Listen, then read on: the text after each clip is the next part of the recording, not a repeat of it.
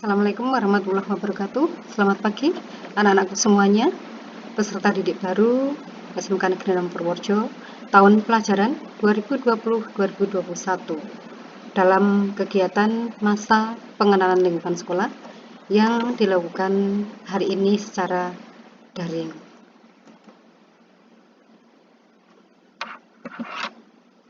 Nah, pada kesempatan ini kita akan belajar bersama mengenai pendidikan karakter. Apa toh karakter itu?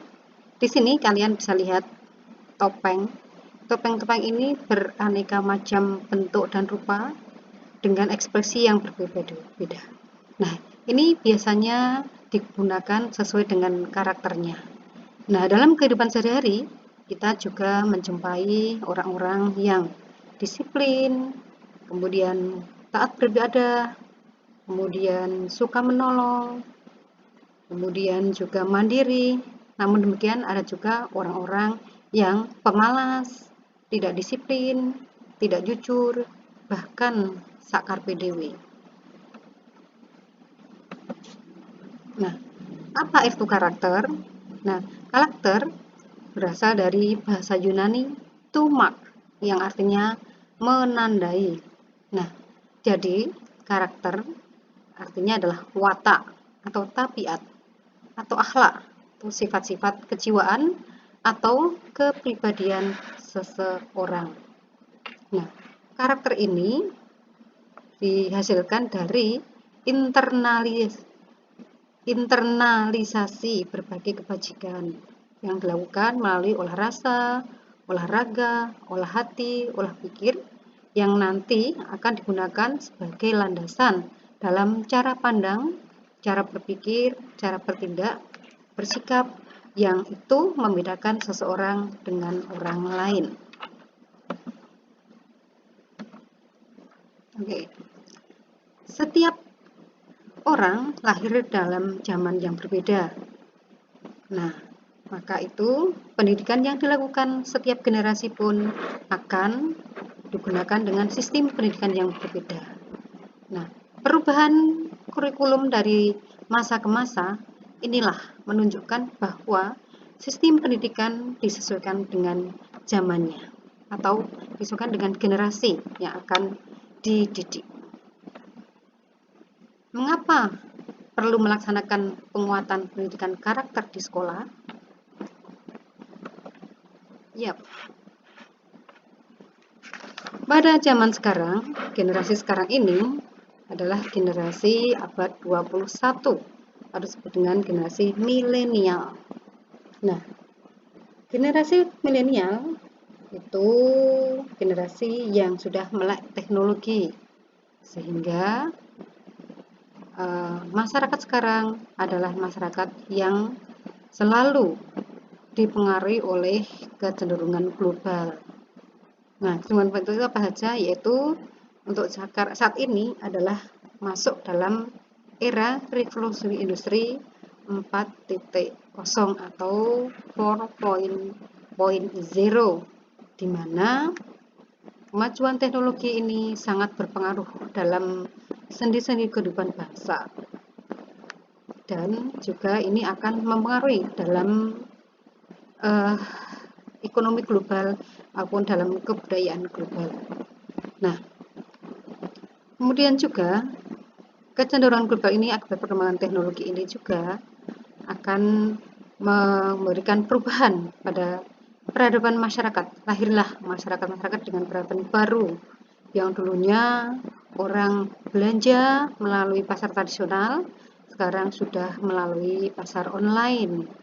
Pendidikan yang dahulunya harus tatap muka, sekarang bisa melalui daring. Dan sebagainya, masih banyak yang bisa dilakukan melalui peradaban yang baru ini. Berikutnya yaitu kehidupan baru ini akan menimbulkan yaitu fenomena abad yang disebut dengan abad yang kreatif, di mana akan lahir anak-anak yang kreatif, inovatif melalui jejaring media sosial yang ada. Setiap individu sekarang saat ini bisa menggunakan media sosial yang digunakan untuk menjual, kemudian bisa untuk belajar dan sebagainya, yang itu menimbulkan ide-ide kreatif seperti menjadi YouTuber dan sebagainya. Nah, kalian yang lahir dalam era milenial abad 21 ini tentu saja tidak bisa lepas dari 4 hal ini. Ingat, kedepannya pendidikan masa depan kita akan dipengaruhi oleh 4 hal ini. Ingat 4 hal ini. Yang pertama mengenai revolusi industri 4.0. Nah, nanti kedepannya pada tahun 2025 nanti akan banyak sekali kehilangan pekerjaan yang saat ini dilakukan oleh tenaga manusia, nantinya akan hilang karena nanti akan didominasi oleh pekerjaan-pekerjaan yang bisa dilakukan dengan komputerisasi atau otomatisasi, sehingga pekerjaan dengan tenaga manusia akan semakin berkurang. Nah, kemudian yang dibutuhkan saat ini adalah tumbuhnya kompetensi-kompetensi baru yang berbasis TIK, berbasis teknologi. Nah, globalisasi ini menyebabkan perdagangan manusia termasuk tenaga kerja terbuka luas, tidak hanya domestik saja. Tenaga kerja yang cakap baik dari dalam dan luar negeri bisa saling bertukar.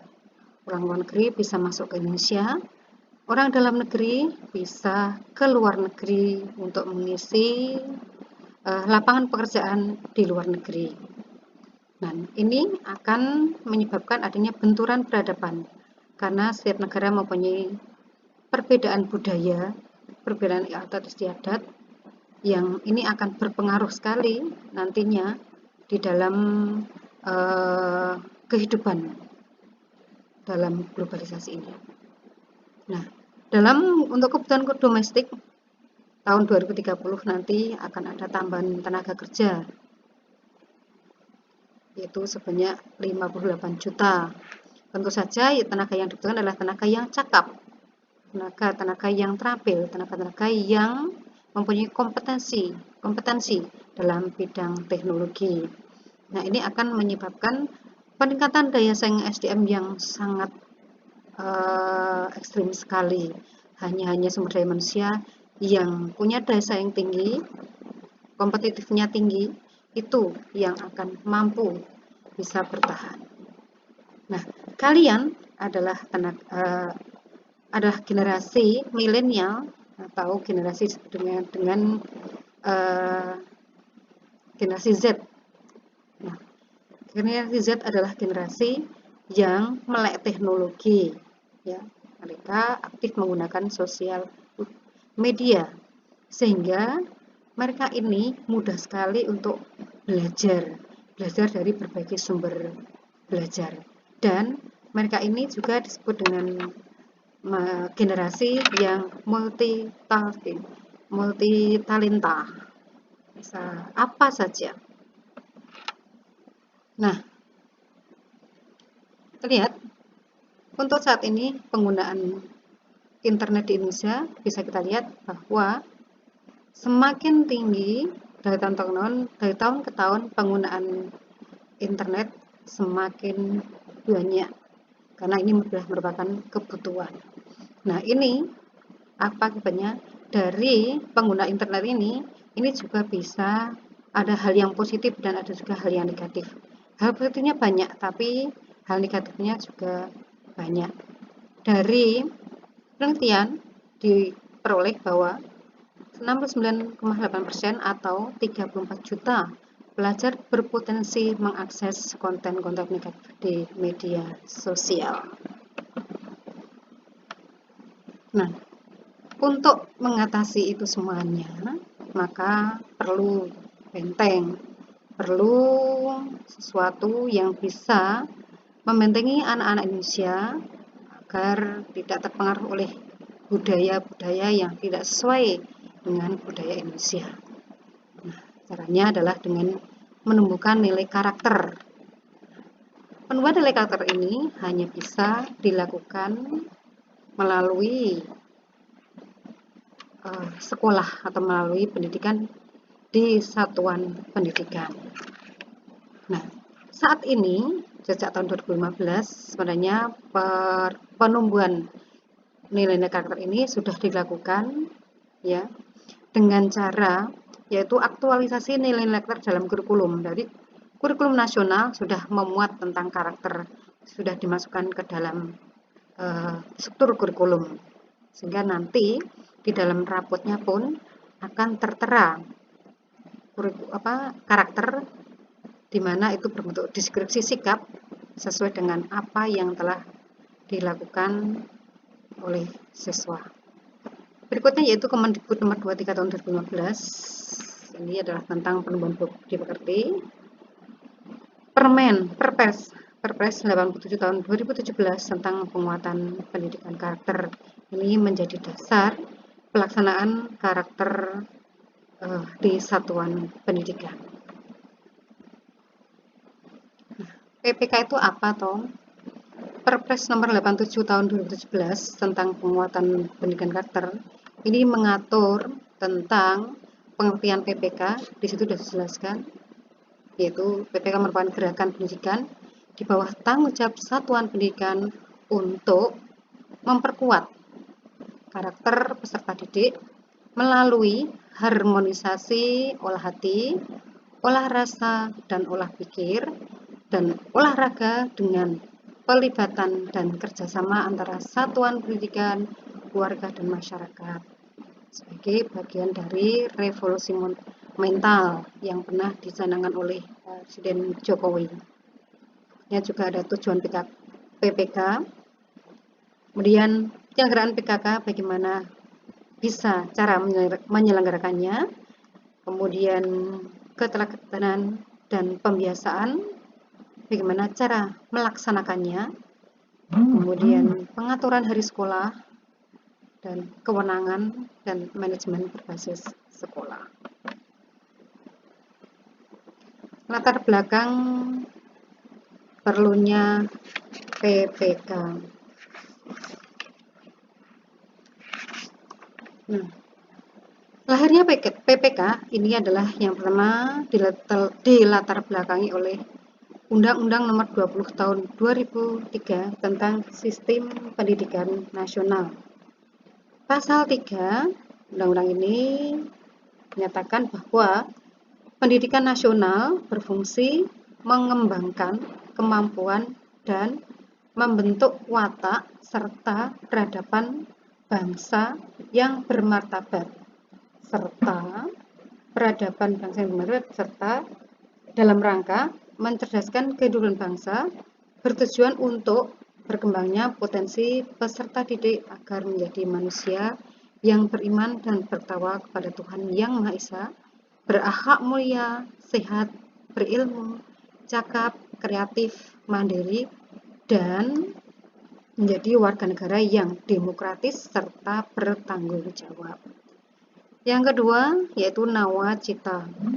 Ini berkaitan dengan nawacita nomor 8 bahwa penguatan pendidikan karakter ini adalah penguatan berisi bahwa penguatan revolusi karakter bangsa melalui budi pekerti dan pembangunan karakter peserta didik sebagai bagian dari revolusi mental.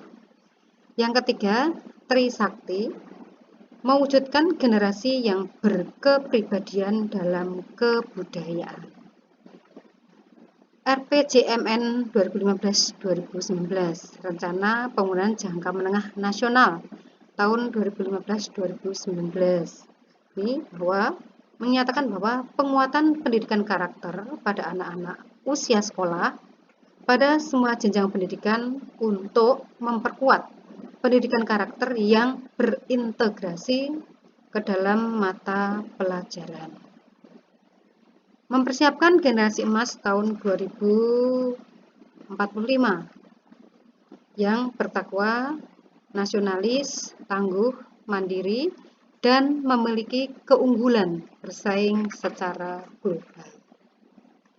Kemudian ditindaklanjuti dengan arahan khusus Presiden kepada Menteri Pendidikan dan Kebudayaan.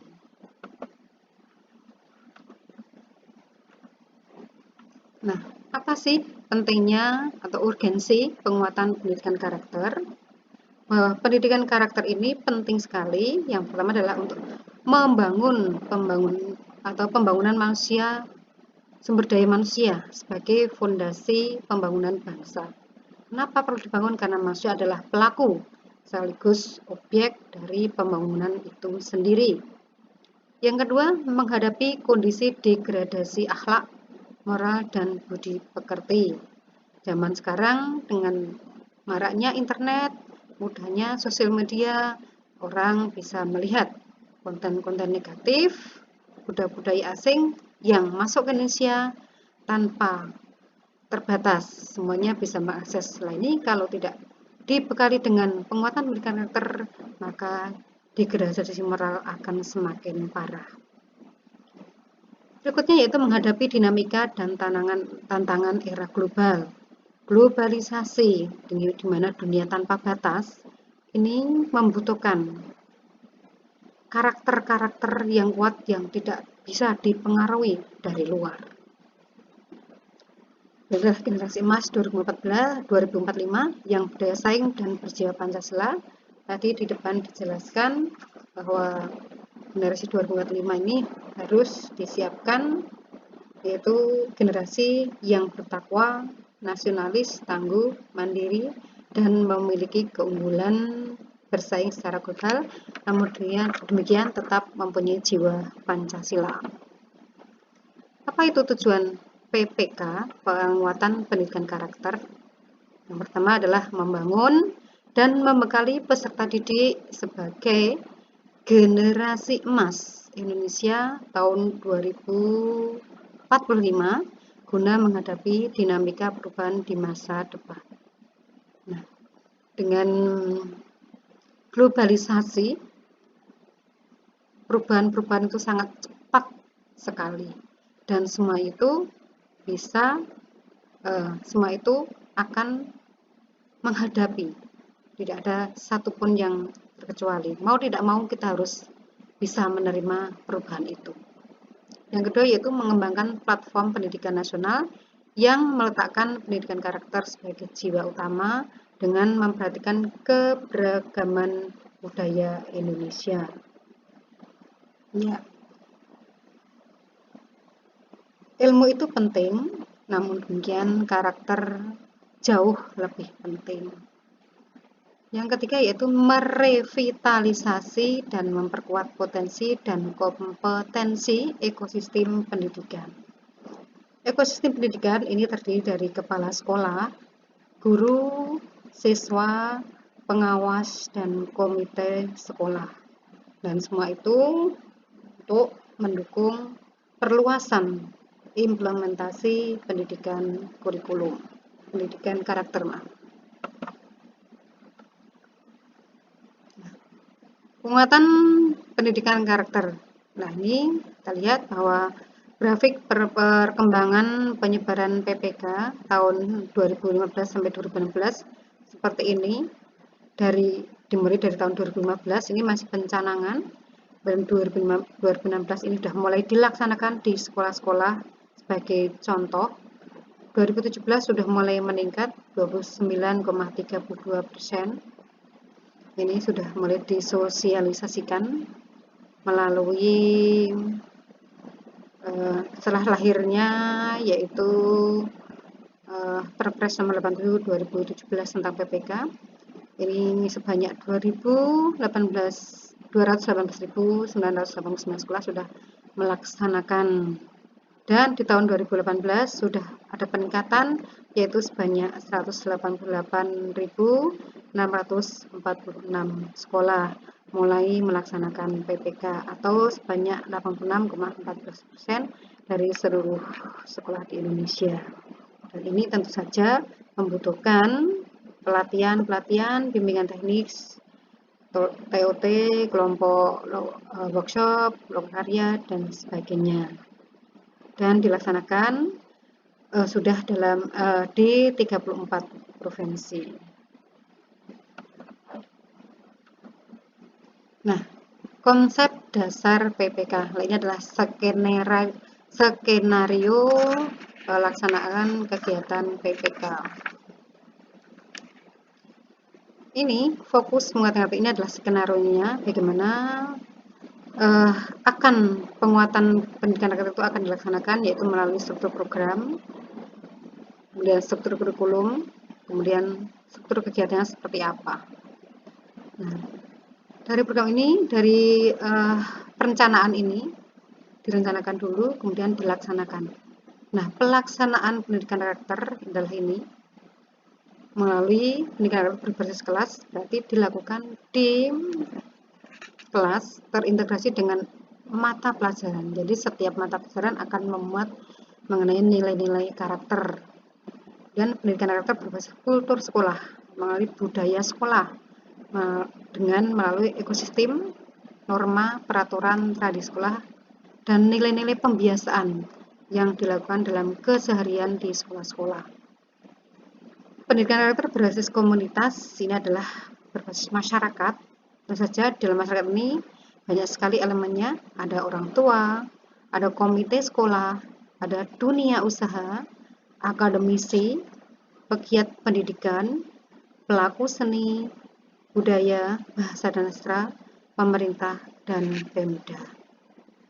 Kemudian diharapkan nanti setelah melaksanakan pendidikan PPK, maka nanti hasilnya adalah ini. Diperoleh keluarannya yaitu pembentukan individu yang memiliki karakter dan kompetensi abad 21. Nah, melalui ini olah pikir, olah hati, olah rasa dan karsa, dan olahraga. Tentu saja ini semuanya bisa tercapai dengan dukungan ini. Orang tua perlu komunikasi, komitmen, konsistensi, perlu finansial atau keuangan, kemudian berbagi pengetahuan. Dan komite sekolah, dunia usaha, akademisi, atau pegiat pendidikan, pelaku seni dan budaya, pemerintah, dan Pemda.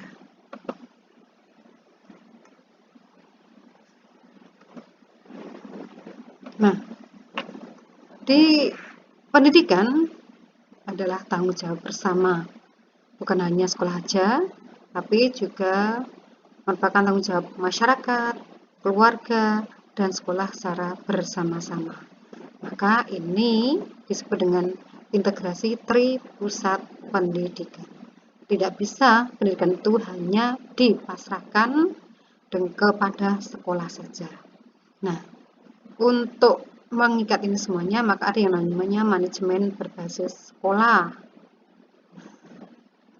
Sekolah, masyarakat, dan keluarga adalah ekosistem pendidikan yang harus saling bersinergi, saling berkomunikasi, saling berhubungan, saling berinteraksi. Nah, manajemen berbasis sekolah memperkuat ekosistem pendidikan.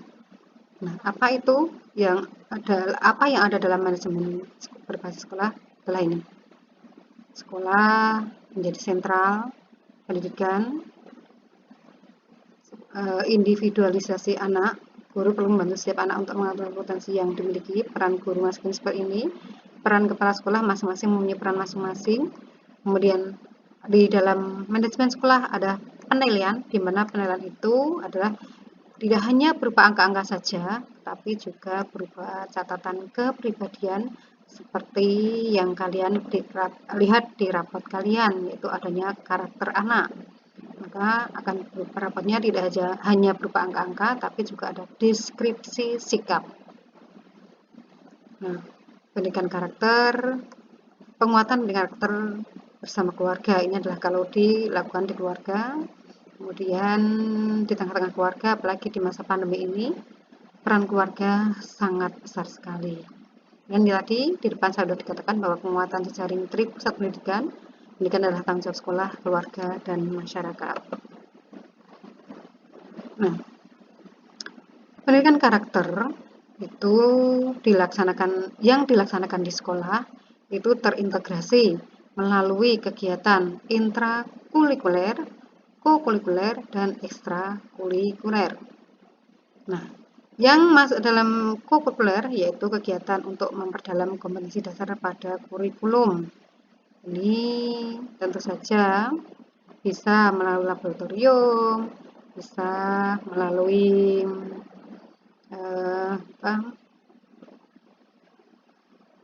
silabus-silabus, kemudian belajar di lingkungan sekolah, maksudnya di luar sekolah dan sebagainya. Kemudian kegiatan intrakurikuler, ini adalah tatap muka, pelajaran di depan kelas sesuai seperti yang ada dalam kurikulum. Intinya adalah untuk memenuhi beban kurikulum sesuai dengan yang ada dalam struktur kurikulum. Kemudian yang ketiga yaitu mengalami kegiatan ekstrakurikuler, kegiatan untuk mengasah bakat dan minat anak serta keagamaan. Nah, di SMK dan Purworejo ekstrakurikuler itu banyak sekali. Ada ekstra sepak bola, ada ekstra PMR, ada ekstra band, ada ekstra taekwondo, ada ekstra PMR, kemudian ada ekstra modeling, ada ekstra majalah dinding dan broadcasting dan sebagainya. Itu semuanya adalah untuk mengasah bakat dan minat, dan itu adalah juga untuk memperkuat karakter anak-anak. Nah, bagaimana cara menumbuhkan nilai utama karakter? Nah, ini adalah melalui ini, bahwa di depan saya katakan bahwa nilai-nilai karakter itu tumbuh dari internalisasi nilai-nilai melalui olah rasa, olah hati, olah pikir, olah karsa, nanti akan dijelaskan di slide berikutnya. Dan itu semuanya adalah untuk melahirkan, yaitu karakter-karakter sesuai dengan pasal 3 Perpres nomor 87 tahun 2017 tentang PPK. Di situ akan memuat karakter wajib yaitu religius, jujur, toleransi, disiplin, kerja keras, kreatif, mandiri, demokratis, rasa ingin tahu, semangat kebangsaan, cinta tanah air, menghargai prestasi, bersahabat atau komunikatif, cinta damai, gemar membaca, peduli lingkungan, peduli sosial, tanggung jawab, dan lain-lain. Nah, dari nilai-nilai karakter ini, sebanyak ini nanti akan terintegrasi dalam 5 nilai utama, karakter utama. Nah, itu karakter religius, nasionalis, kemandirian, gotong royong, dan integritas. Nah, kelima nilai utama ini merupakan aktualisasi dari Pancasila, 3 gerakan nasional revolusi mental, nilai-nilai kearifan lokal, dan tantangan masa depan. Nah, ini tadi saya bilang bahwa pendidikan karakter itu diperoleh dari berbagai dimensi, dari internalisasi berbagai nilai. Nah, dilakukan melalui berbagai macam cara, yaitu yang pertama melalui olah hati atau etik, ada disebut dengan etika. Nah, ini dengan olah hati ini nanti diharapkan akan diperoleh yaitu kerohanian yang mendalam, beriman dan bertakwa. Ini arahnya adalah ke religius.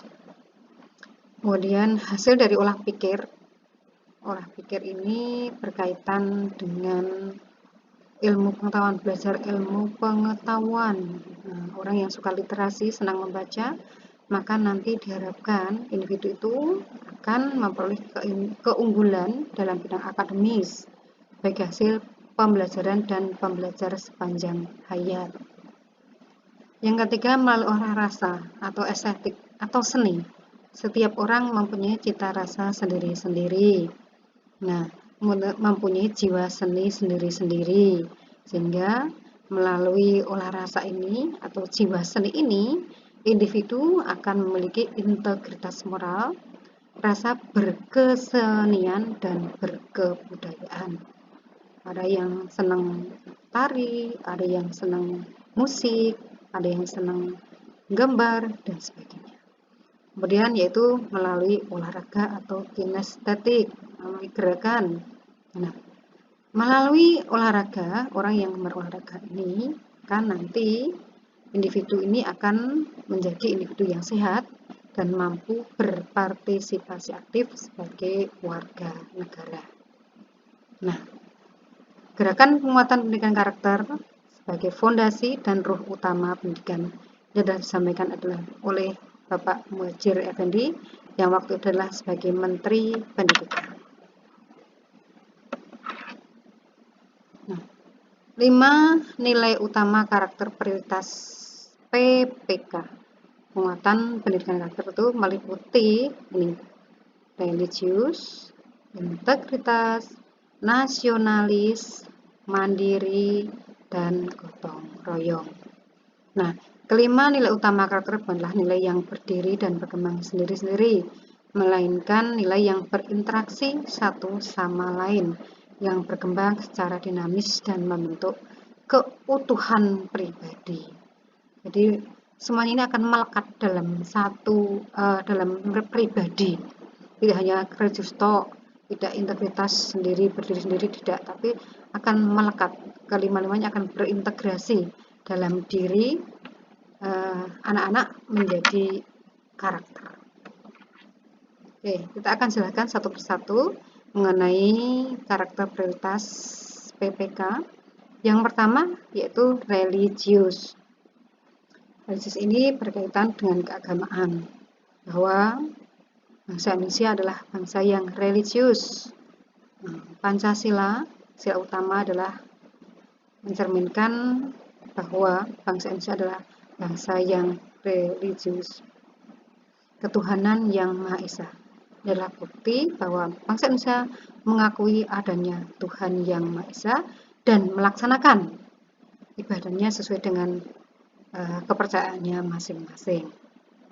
Nah, sifat-sifat religius ini, karakter religius ini nanti akan muncul dalam sikap ini, toleransi, cinta damai, persahabatan, teguh pendirian, ketulusan, percaya diri, anti perundungan dan kekerasan, tidak memaksakan kehendak, mencintai lingkungan, kerjasama antar pemeluk agama dan kepercayaan, melindungi yang kecil dan tersisih.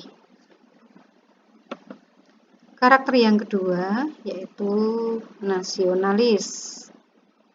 Nasionalis menempatkan kepentingan bangsa dan negara di atas kepentingan diri dan kelompoknya.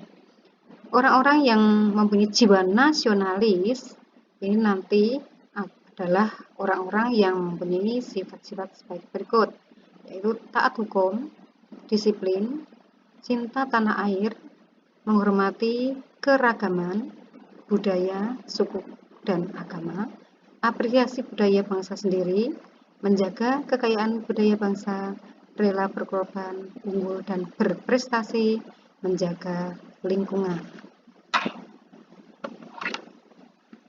Karakter yang ketiga yaitu integritas. Nah, integritas adalah upaya menjadikan dirinya sebagai orang yang selalu dapat dipercaya dalam perkataan, tindakan, dan pekerjaan. Nah, integritas ini, orang-orang yang mempunyai integritas yang tinggi bisa dilihat sehari-hari dalam sikap-sikapnya, yaitu dia akan mempunyai nilai, menjunjung tinggi nilai-nilai kejujuran, menjunjung tinggi keadilan, kemudian bisa memberikan teladan, menjadi contoh teladan yang baik buat orang-orang di sekitarnya, memiliki kesetiaan yang tinggi, menghargai martabat individu, terutama yang menyandang disabilitas, sehingga dia tidak akan istilah itu ngenyek atau merendahkan dan sebagainya. Kemudian dia juga akan anti korupsi, tidak akan melakukan perbuatan-perbuatan korupsi. Kemudian mempunyai komitmen moral, moral akan selalu dijaga. Mempunyai jiwa rasa tanggung jawab yang besar. Apabila diberikan pekerjaan atau tugas, maka dia akan melaksanakan dengan penuh tanggung jawab. Cinta pada kebenaran. Nah, menjunjung tinggi kebenaran. Yang benar katakan benar, yang salah katakan salah. Berikutnya yaitu mandiri. Nilai utama karakter prioritas PPK yaitu mandiri, karakter mandiri. Karakter mandiri ini adalah tidak tergantung pada orang lain dan mempergunakan tenaga, pikiran, waktu untuk merealisasikan harapan, mimpi, dan cita-cita. Nah, orang-orang yang mandiri ini adalah orang-orang yang terbiasa dia melakukan segala sesuatu itu dengan segala tugas dengan etos kerja keras. Nah, dia akan bekerja dengan sepenuh semangat, dia akan bekerja untuk mencapai cita-citanya dengan keras, dia akan belajar dengan keras, kemudian dia juga mempunyai daya tangguh atau daya tahan banting yang kuat. Dia tidak mudah putus asa, selalu berusaha dan berusaha, selalu berjuang, kemudian mempunyai daya juang yang tinggi tadi, tidak mudah putus asa ya, jatuh bangkit lagi, kemudian bekerja secara profesional. Nah, jadi tidak asal kerja, dia akan bekerja secara profesional, kreatif. Nah, kreativitas ini penting. Kreativitas ini karena dengan kreativitas ini akan melahirkan problem solving, penyelesaian masalah. Apabila ketika menjumpai suatu masalah yang sulit diselesaikan, kita akan bisa mencari alternatif penyelesaiannya. Dia juga akan mempunyai keberanian yang tinggi. Berani. Dia akan mempunyai sifat berani karena benar. Menjadi pembelajar sepanjang hayat. Orang-orang yang mandiri ini cenderung dia ingin tahu segala sesuatunya, ingin tahu hal-hal yang dia belum tahu, ingin mandiri, ingin bisa, tidak ingin menggantungkan pada orang lain.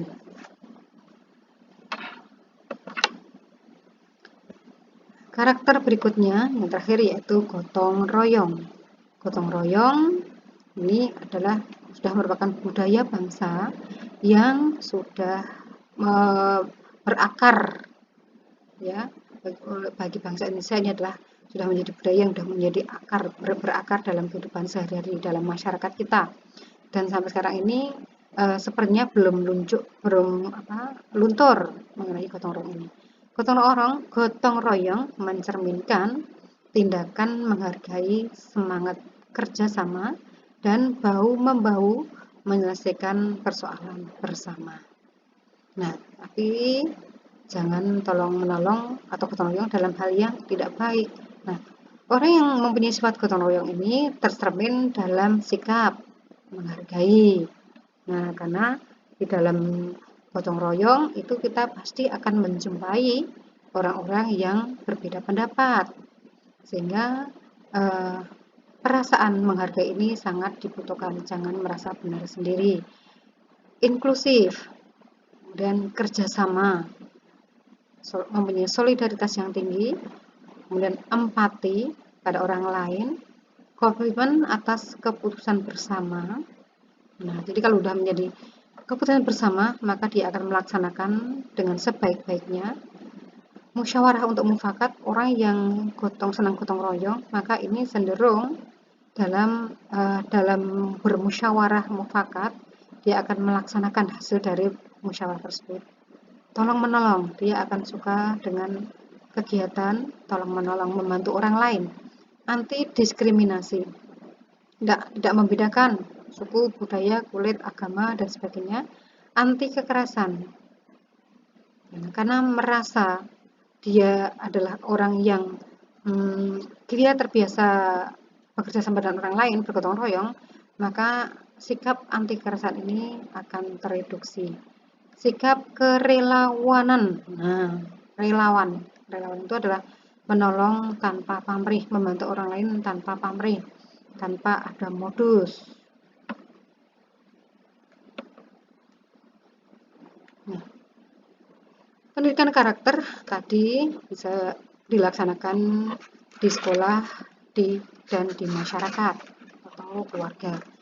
Pendidikan karakter yang dilaksanakan di sekolah ini tadi sudah dijelaskan, yaitu melalui kegiatan kokurikuler, kegiatan intrakurikuler, dan kegiatan ekstrakurikuler, dan kegiatan non-kurikuler dan pembiasaan pendidikan karakter di sekolah.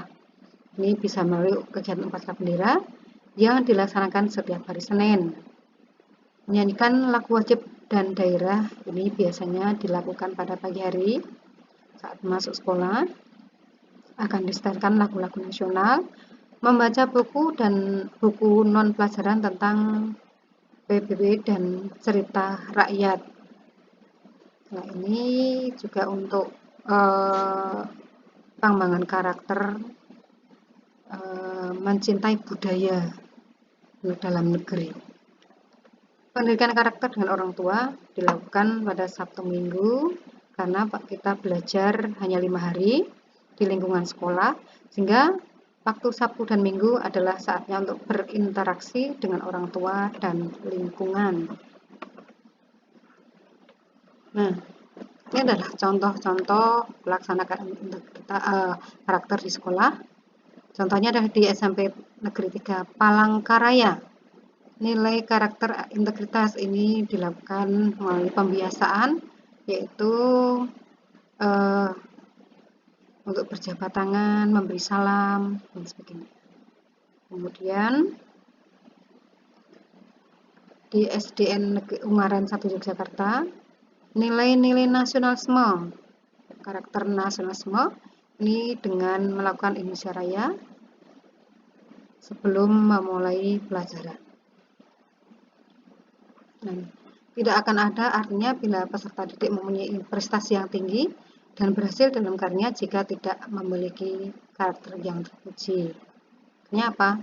Bahwa karakter itu jauh lebih penting daripada prestasi. Prestasi juga penting, tapi tanpa karakter semuanya akan sia-sia. Banyak orang yang pintar, tapi tidak berkarakter. Nah, ini akan membahayakan negara.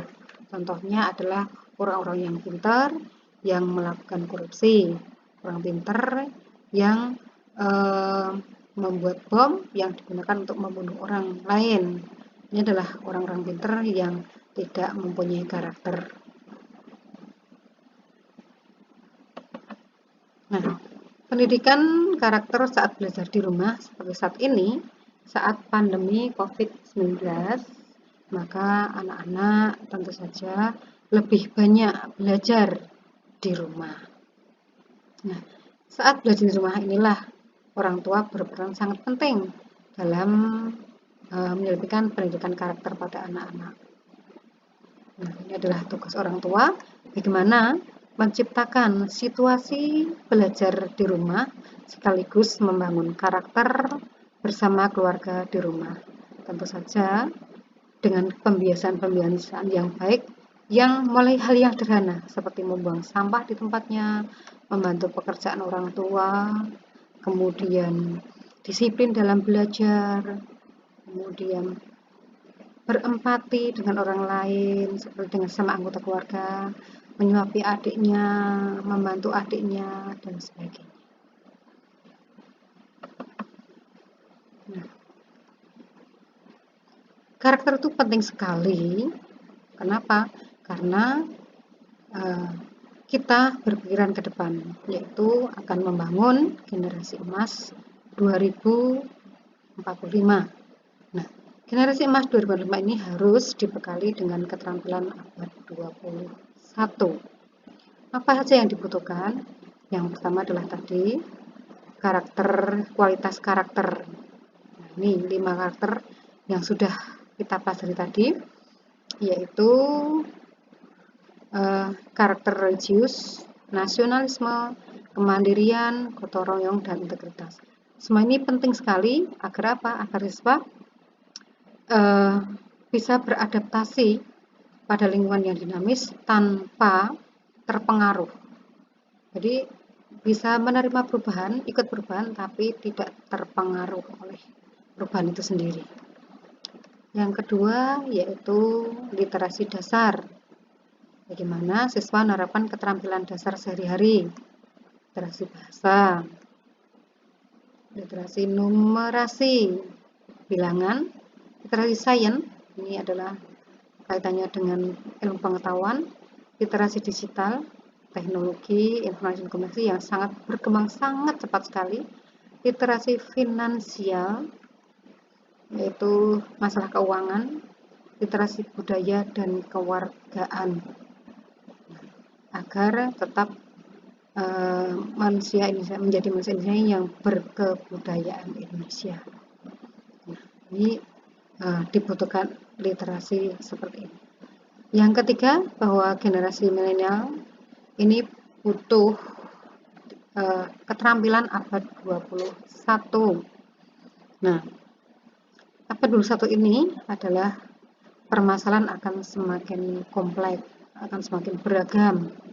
Nah, karena itu siswa harus bisa memecahkan masalah yang bersifat kompleks. Nah, untuk ini maka siswa harus dibekali dengan 4 keterampilan ini atau C4. Yang pertama adalah critical thinking atau berpikir kritis. Nah, siswa harus mempunyai kemampuan berpikir kritis ketika menghadapi suatu masalah dalam waktu yang sangat cepat, dalam waktu yang singkat, siswa harus bisa memutuskan apa yang harus bisa dilakukan. Yang kedua adalah kreativitas. Apa 21 membutuhkan kreativitas, diperlukan kreativitas yang tinggi. Orang-orang zaman sekarang, apalagi zaman kedepanannya nanti, orang-orang itu akan mudah sekali bosan. Nah, contohnya aja saat ini HP itu 2 tahun udah ganti, 2 tahun ganti, dan sebagainya. Ini adalah membutuhkan kreativitas yang tinggi. Kemudian menjadi penjual pun harus punya kreativitas, bagaimana cara menjual produk. Orang kalau hanya itu menjual produk itu saja tanpa suatu kreativitas, bagaimana cara mengemas, bagaimana cara berpromosi, maka nanti tentu saja produknya tidak akan terjual, tidak akan laku. Nah, dengan sulitnya mencari pekerjaan ke depan, bahwa nanti pekerjaan manusia itu akan banyak digantikan oleh komputer secara otomatis, maka tenaga manusia akan banyak tidak dibutuhkan lagi, sehingga dibutuhkan hanya manusia-manusia yang kreatif yang mampu bisa bertahan. Maka pemerintah sangat agresif sekali dalam mengembangkan kreativitas ini, sehingga ada yang namanya usaha kecil kreatif dan kreativitas. Orang yang berusaha butuh kreativitas. Bagaimana cara menjual, bagaimana cara mengemas, dan komunikatif. Nah, ini penting sekali. Orang punya kemampuan komunikasi. Komunikasi merupakan bahasa untuk menyampaikan keinginan kepada orang lain. Tanpa komunikasi yang baik, pesan yang disampaikan tidak akan sampai. Contohnya, kalian akan menjual suatu produk. Nah, ini akan dibutuhkan komunikasi yang baik kepada konsumen. Bagaimana cara menyampaikan pesan, menjual barang agar konsumen itu tertarik dengan apa yang akan kita jual. Atau bisa juga bagaimana cara menyampaikan keinginan kita kepada orang lain agar orang itu paham dengan apa yang kita sampaikan. Maka butuh komunikasi yang baik, kemampuan komunikasi. Yang keempat adalah kolaborasi. Zaman sekarang ini kalau kita berusaha itu tidak bisa usaha hanya dengan sendiri, butuh kolaborasi, butuh kerjasama dengan orang lain. Nah, nggak bisa kita bekerja sendiri-sendiri. Maka diperlukan keterampilan berkolaborasi, bekerja sama dengan orang lain. Kita meminta memproduksi orang lain yang menjual, itulah contoh kolaborasi. Kita orang lain yang memproduksi, kita yang menjual lewat online, kita yang mempromosikan lewat online. Nah, ini adalah contoh dari bentuk kolaborasi. Kemudian kita ingin menampilkan suatu karya seni. Nah, kita tentu membutuhkan kolaborasi dengan orang lain.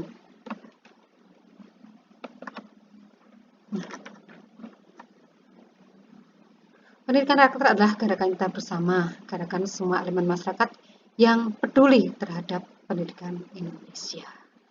Nah, ini